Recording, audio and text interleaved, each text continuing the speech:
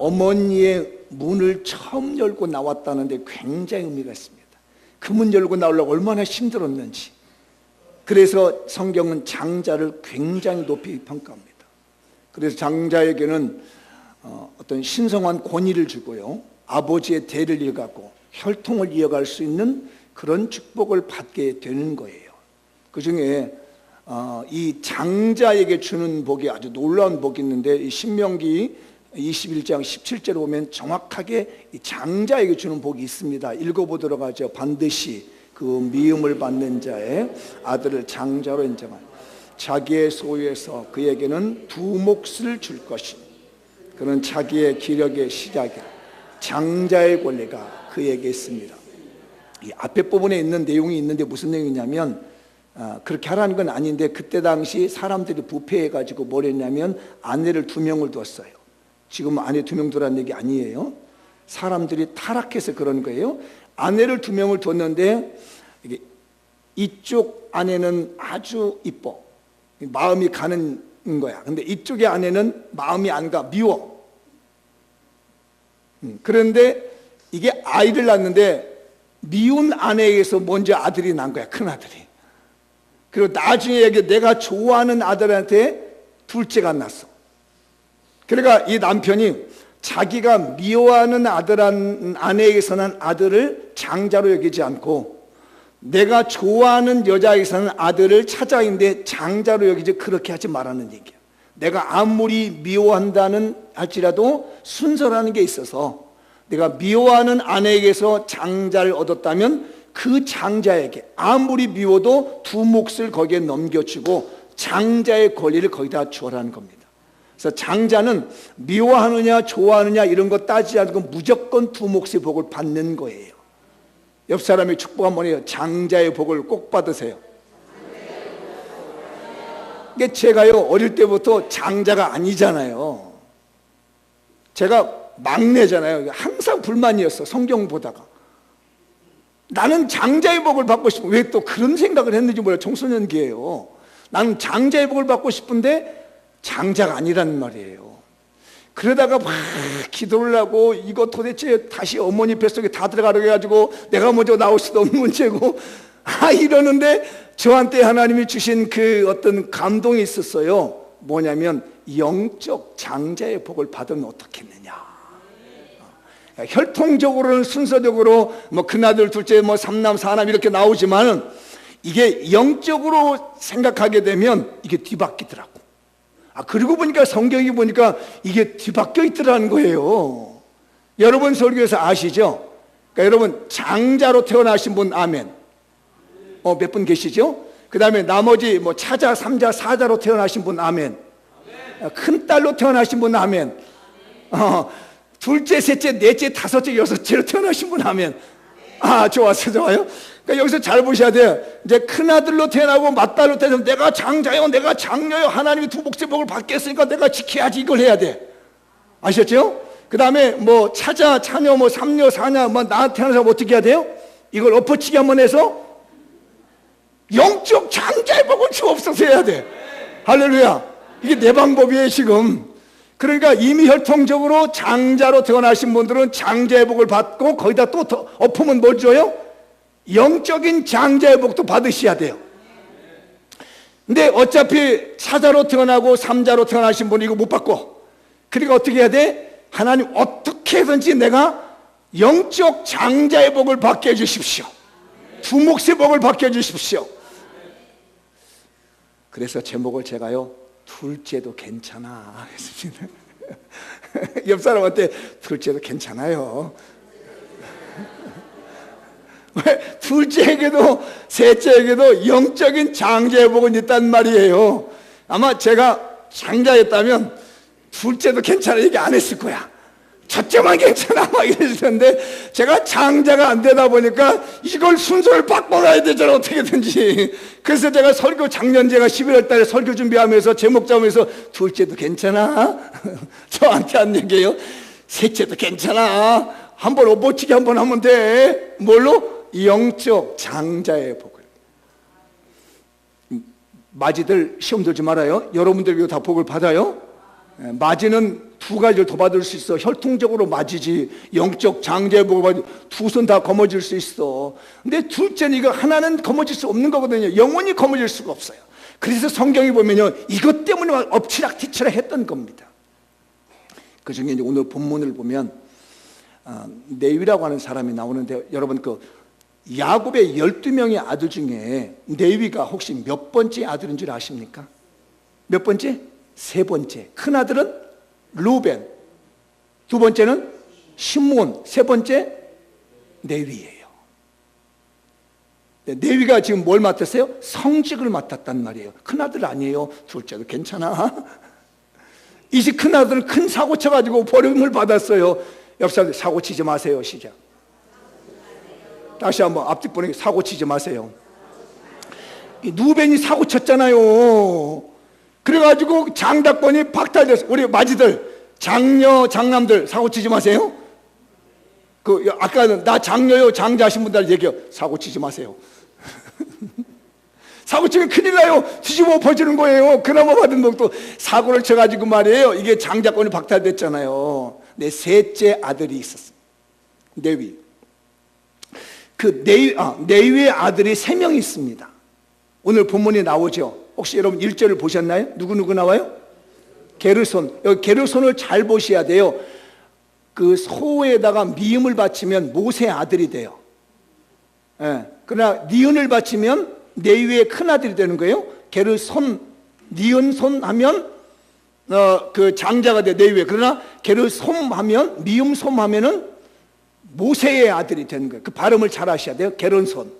두 번째가 그핫이라고 그래요. 근데 그핫은 이게 뭐라고 하냐면 고핫이라고 발음을 해요. 그 다음에 모라리. 첫 번째 아들이 큰 아들인데, 나중에 이집 자손들이 뭘 하느냐면 성막을 맡을 때에 성전에 있는 그 성막 텐트 같은 거, 그 외장의 장막 같은 거를 이동하고 또 풀고 설치하고 했던 일을 했어요. 그걸 이동하는 일을 큰 아들이 했습니다. 근데 둘째 아들이 아까 이름이 뭐라고 했었어요? 고핫이라고도 하고 그핫이라고 하는데, 발음상에 그핫은 뭐냐면 요 성막 안에 중요한 모든 물건들 둘째 아들이 감당했어. 큰 아들이 아니었어요. 게르손은 이 천막 같은 것만 걷었지, 옮겼지. 그 안에 뭐 물두멍이에 떡상이라든지 등대라든지 뭐 언약궤라든지 뭐 혹은 뭐 이런 모든 것들은 누가 맡았냐면 둘째 아들 그핫이 집안에서 맡은 거예요. 마지막 세 번째 아들은 뭘 맡아요? 말뚝 같은 거, 성막 말뚝 같은 거, 기둥 같은 걸 맡아가지고 이동을 합니다. 중요한 부분에는 둘째 아들에게 주었어요. 그런데 이 둘째 아들 중에 유명한 사람이 나옵니다. 둘째 아들 중에 4명의 아들이 나와요. 이 4명의 아들이 거기 이제 2절에 나오죠. 누구 나왔어요? 아므람, 그 다음에 이스할, 그 다음에 헤브론, 우시. 근데 이제 요 그핫의 아므람의 아들 중에 2명의 아들이 나옵니다. 아므람에게서 2명 아들이요. 혹시 누군지 아세요? 아론과 모세가 나옵니다. 오늘 제가 그 형제에 대한 말씀을 좀 드려보려고요. 집안의 형제. 읽어보죠. 영적 지도자 모세와 대제사장 아론을 배출하는 신앙 명문가가 되십시다. 요거 한 번만 더 읽어보죠. 영적 지도자 모세와 대제사장 아론을 배출하는 신앙 명문가가 되십시다. 여러분의 집안이 이런 형제를 배출할 수 있기를 바랍니다. 저는 꿈이 있어요. 어떻게 또 하나님 저한테 아들만 둘 줘가지고요, 저는 여기 모델을 가지고 있습니다. 아므람의, 고핫의 아들 아므람의 그 아들이 2 아들이 있는데 모세와 아론이라고 하는 아들이 2 형제가 있는 거예요. 그런데 이 형제 중에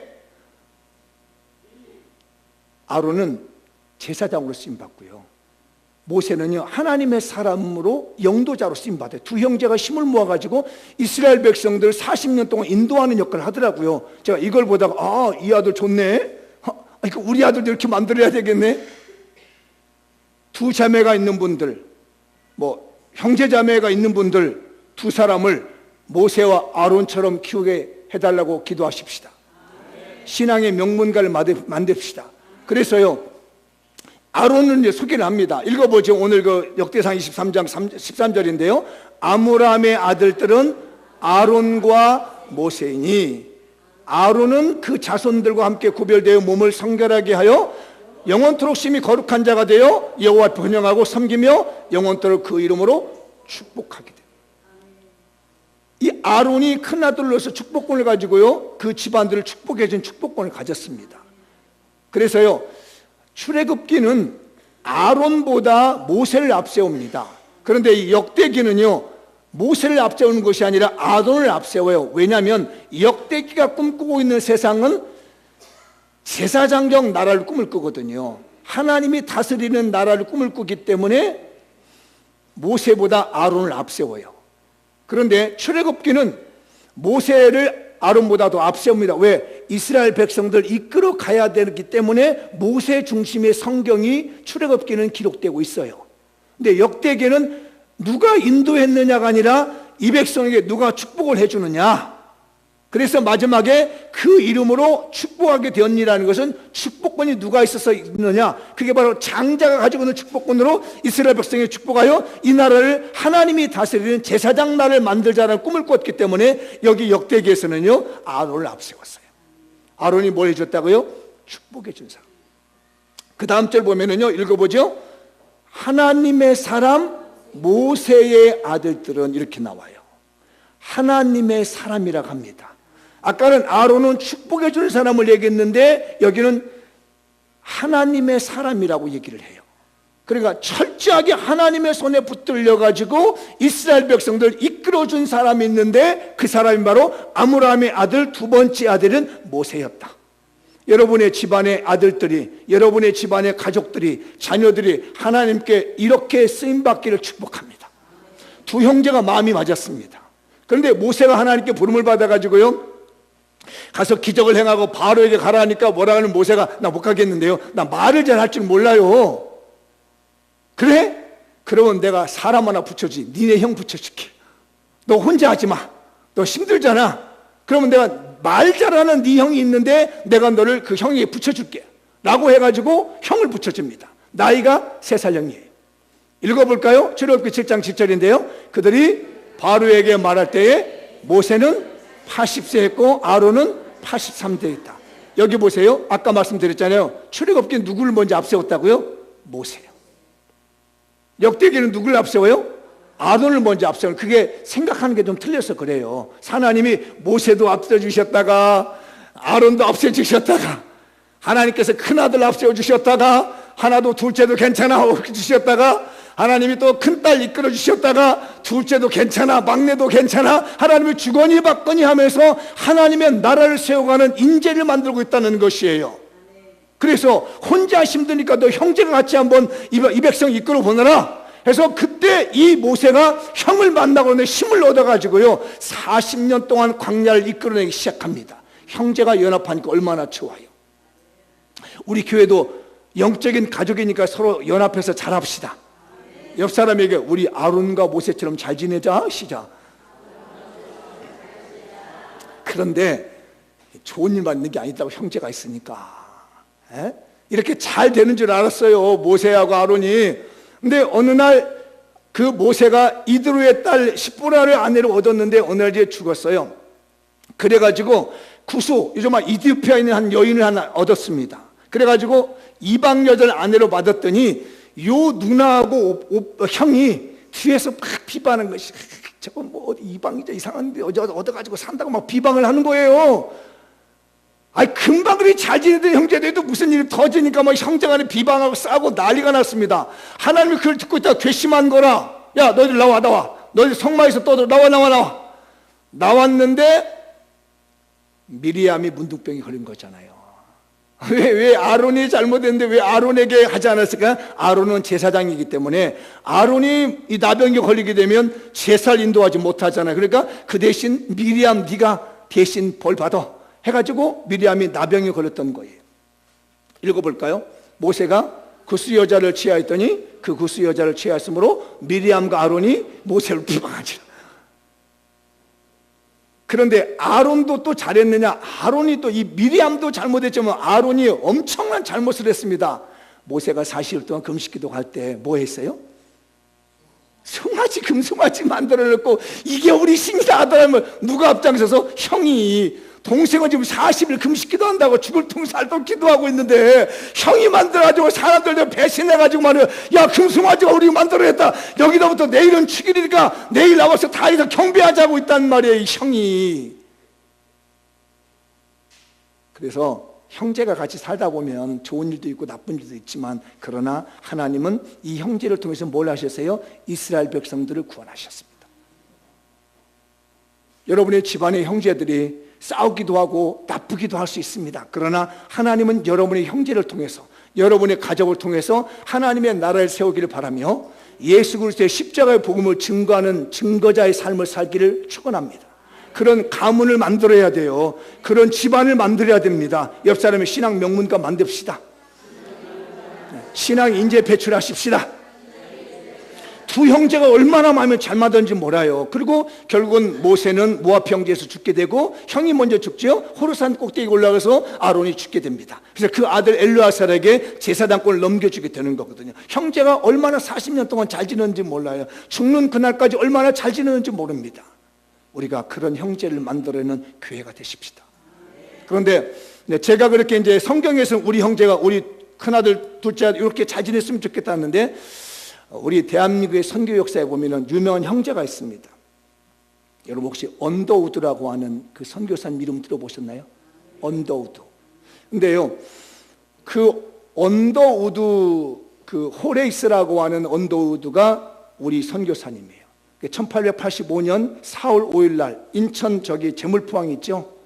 지금은 인천항이지만 옛날에는 제물포로 들어왔습니다. 그 제물포항으로 26살 된 이 선교사님이 들어와 가지고, 그 서울에 가면 강화문 내거리에서 아현동 쪽으로 오는 길에요, 보시면 지금도 그 교회 거기 있는지 이전 했는지 모르겠습니다. 세문안교회라는 게 있습니다.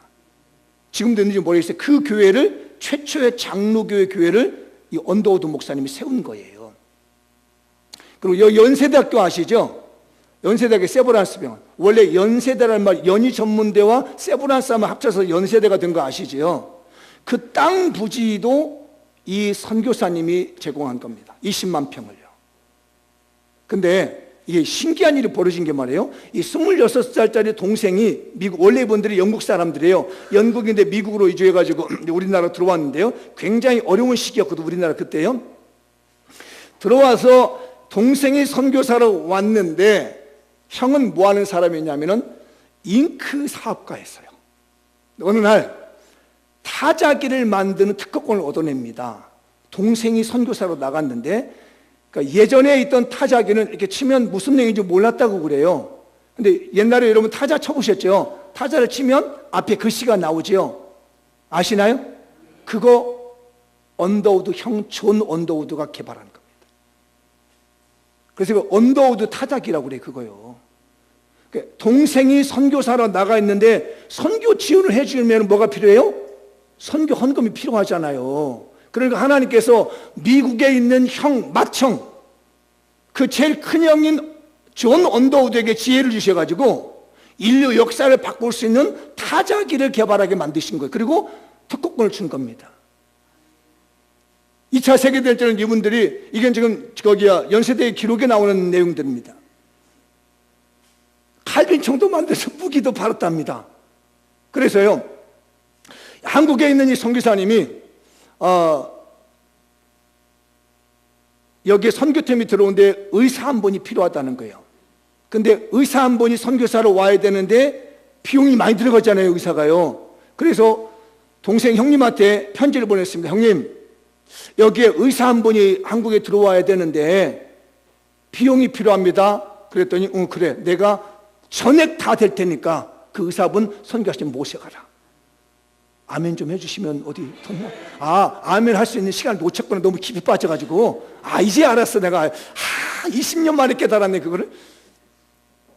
그 다음에 그 남장로교라고 하는 교회가 있고 북장로교라는 미국에 있잖아요. 남장로교회에서 우리 대한민국에다가 선교사님을 2분을 파송하려고 그랬습니다. 근데 이 남장로 교회에 선교 자금이 없는 거예요. 선교부가요. 그래서 두 분을 안 됩니다라고 했습니다. 지원해 줄 수 없습니다. 왜? 비용이 없으니까요. 그래서 이걸 가지고 또 형한테 편지를 보냈습니다. 형님, 지금 남장로교회에서 선교사님이 두 분이 와야 되는데 선교비가 없답니다. 그래서 이게 캔슬됐답니다 라고 하니까 내가 보내줄게. 그래서 이 선교사 두 분을 갖다가요, 이 형님 지원 언더우드가 다 비용돼서 보냈습니다. 그 다음에 북장로교회입니다. 한국에 선교사로 들어와야 되는데 선교사님이 6명이 들어오는 거예요. 그래서 또 부탁을 했습니다. 선교사님 6명을 파송해야 되는데 선교비가 필요합니다 라고 했더니 이 형님이 내가 책임져 줄게. 그리고 선교학원 가운데 연세대학교 땅을 부지를 가보니까 20만 평이답니다. 그때 당시. 형님, 여기 땅 20만 평이 있는데 여기다가 조선 기독교 대학을 만듭니다. 그러니까 우리 지금 현재 있는 연세대학교 전신이 조선 기독교 대학이에요. 연희 전문대라는 거 세브란스라고 하는 그 사회사업과하고 요 목사님, 요 선교사님이 형님인 존 언더우드가 돈을 보내가지고 20만 평의 땅을 산 거예요. 그래서 연세대 캠퍼스가 만들어지게 된 배경이거든. 그 이유가 뭐냐면 우리가 알고 있는 호레이스 언더우드의 형님이 다 밀어준 겁니다. 그래서 대한민국의 선교가 일어날 수 있었던 것은요, 이 두 형제에 있었어요. 아시죠? 얼마 전에 뉴스 나와가지고 뭐 5대째 계속 후원하고 있다는 거 아시죠? 신앙의 명문가예요. 여러분의 집안에도 이런 형제가 많이 나오길 바랍니다. 이런 가족 형제가 나오길 바랍니다. 동생아, 너 실컷 목회 내가 밀어줄게. 동생아, 너 선교회 내가 밀어줄게. 근데 신기하게 이런 마음을 먹으니까 하나님이요, 특별한 지혜를 줘버리더란 얘기예요. 여러분, 사업에 있어서 아이디어가 떠오르지 않는 분 따라서 합시다. 하나님, 제가 선교할 테니까 도와주십시오. 그러면 남들이 보지 못하는 특별한 지혜를 보여주셔서 열어주실 줄 믿습니다. 다시 한번, 하나님, 제가 선교하겠습니다. 오른손 쥐어 이렇게 탁 세게. 할머니들도 다 따라서 해야 돼. 힘 없어도 이건 다 따라 해야 돼. 하나님, 제가 선교하겠습니다. 아셨어요? 그러면 뭘 열어주신다? 거기 사업하고 싶은가 봐. 하나님이 특별한 지혜를 주시는 거예요. 모세가 이스라엘 백성들을 40년 이끌어갔는데 아론은요, 지팡이 들고 그들 축복해 주고 있잖아요. 아까 보셨잖아요? 축복했다고 말이에요. 여러분의 집안에 이런 형제가 되기를 바랍니다. 여러분의 가문, 이런 가문 되시기 바랍니다.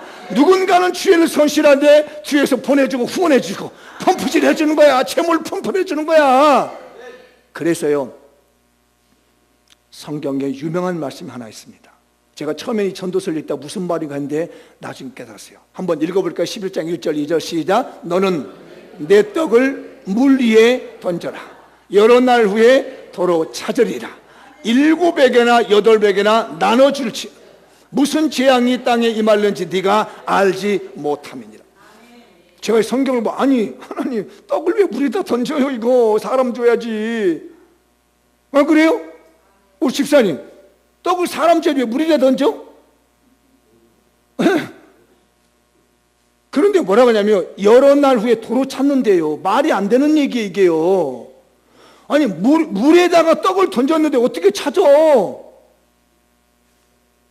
여러 날이 썩어져 있더니 떠나가라 했더니 아무것도 안 됐을 텐데, 이게 무슨 얘기냐면 선교하는 거, 구제하는 거, 전도하는 것, 헌신에 들어가는 비용들이 지금의 눈에는 다 없어져 버린 것 같은데, 세월이 지나고 나면 이상한 방법을 통해서, 신비한 방법을 통해서 하나님이 다 되돌려 주시더라. 내가 이 재물을 쥐고 있으면, 내가 이 떡을 쥐고 있으면 나한테 어떤 재앙이 일어날지 몰라. 7명이든 8명이든 되는 대로 다 나눠주란 말이에요. 아멘. 옆 사람에 우리 나눠줍시다. 이 쥐고 있으면 재앙이 일어날 수도 있단 말이에요. 여러분들 자녀들에게 재산 남겨줘가지고 온갖 머리 터지라고 싸운 사람들 얼마나 많아요. 아멘 안 한 거 봐. 다 나눠주려고. 속보야 이거. 그래서요, 모세와 아론도 그럴 뿐만 아니라요, 이 언더우드의 형제들이 우리나라를 위해서요 던졌습니다.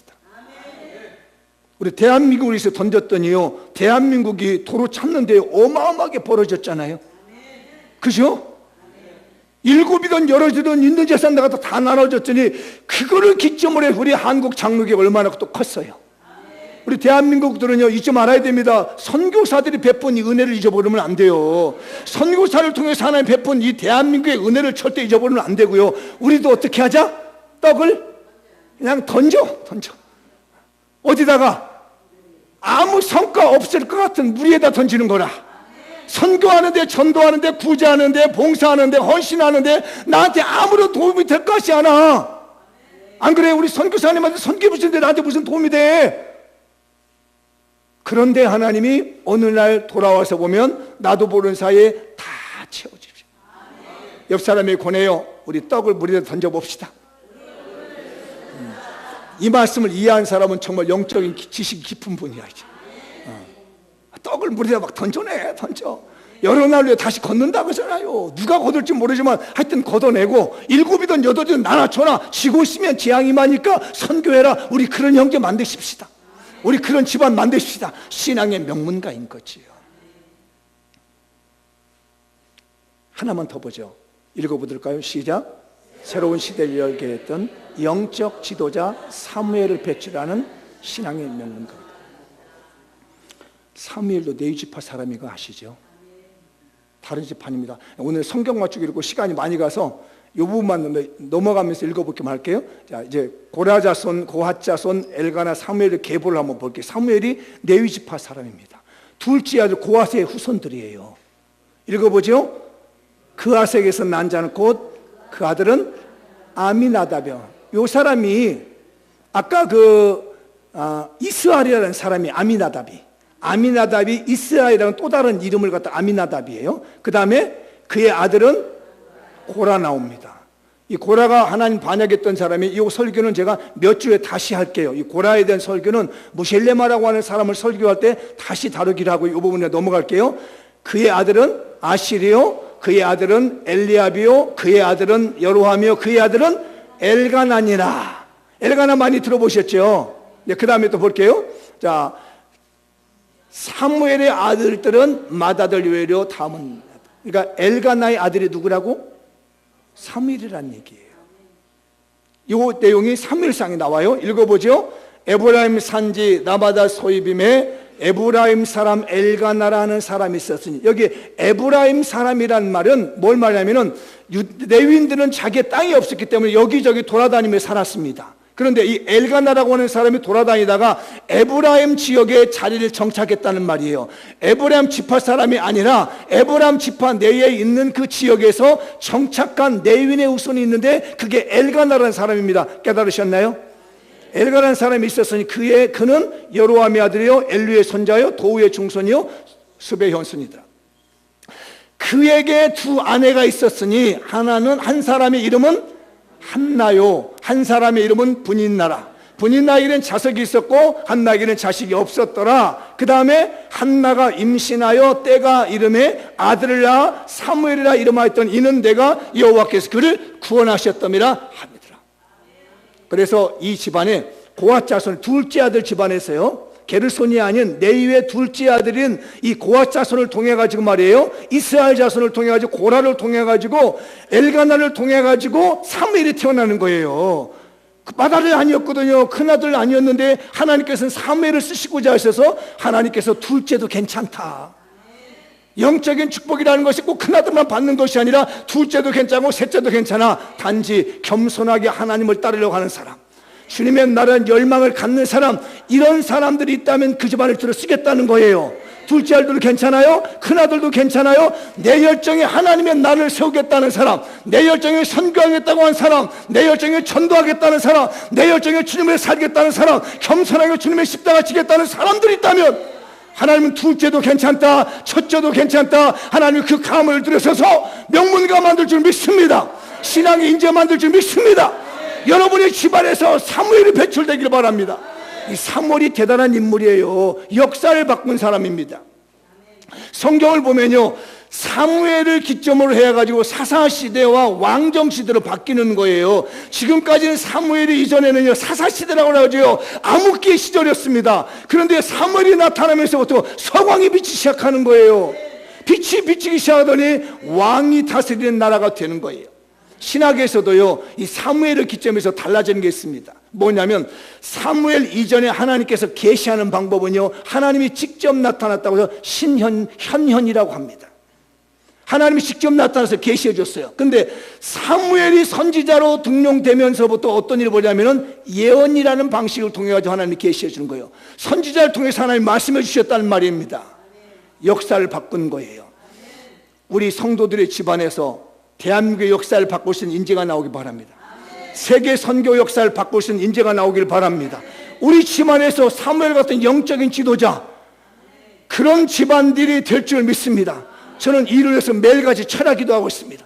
하나님이시여 우리 교회에서 신앙의 명문가가 나오게 해주십시오. 신앙의 인재가 나오게 해주십시오.